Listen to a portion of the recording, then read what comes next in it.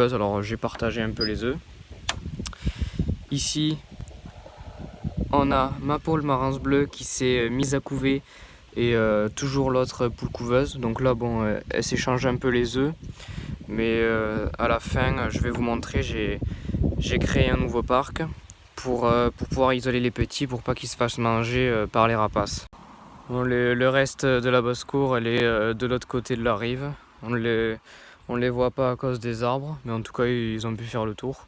Et puis d'ailleurs, pour ceux que ça intéresse, les poussins des poules d'eau ont bien grandi. Donc j'essaierai de voir si je peux pas vous faire une petite vidéo dessus, si j'arrive à les observer. Donc là on se dirige vers les Pékins. Donc comme vous voyez au fond là, j'ai fait un nouveau parc.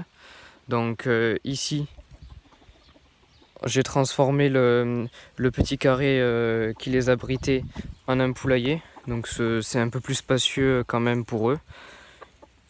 Ils y sont vachement bien. Donc là-bas, la poule que j'ai achetée et là les deux Pékins que j'ai élevés. Donc, écoutez, ils sont bien. Pour le moment, ils y ont accès. Je leur ai laissé une ouverture. Et vous voyez que ça fait quand même un bon petit parc. Donc quand les premiers poussins naîtront, je vais y mettre une poule avec un filet au-dessus pour pas qu'ils se fassent manger par les rapaces, parce que j'ai beaucoup de poussins qui disparaissent à cause de ça. Et du coup, je fermerai l'enclos.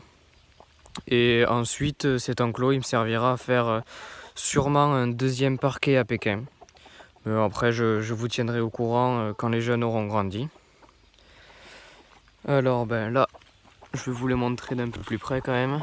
Mon coq, toujours aussi gentil, qui s'occupe très bien de ses petites poules. Ma poule aveugle, pareil, qui vit correctement. Elle me fait des œufs tous les 2 jours.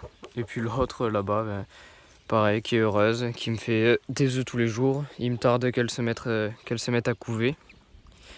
Et puis on va aller voir les poussins qui sont nés la semaine dernière, pour que vous puissiez voir l'évolution et que vous les voyez bien, comment ils ont grandi, et puis dans leur petite poussinière.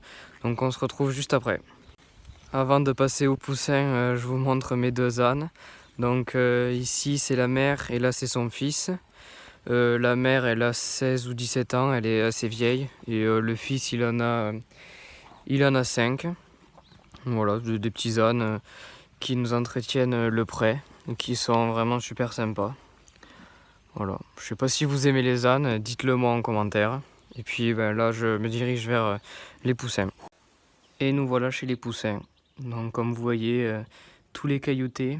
Alors normalement j'ai un bleu uni et un noir uni, mais je suis pas totalement sûr si ça va être 2 bleus ou un bleu et un noir. Donc là un des bleus unis ici et l'autre juste là. Voilà. Ensuite les 2 marances là et là. Donc vous le voyez bien à la différence de gabarit.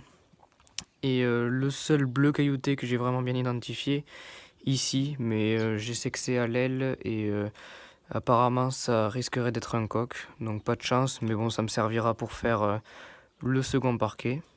D'ailleurs j'en profite, si ça vous intéresse une vidéo sur le sexage, laissez-le moi savoir en commentaire, je vous en ferai une, parce que je sais que beaucoup de personnes ne savent pas exactement comment faire.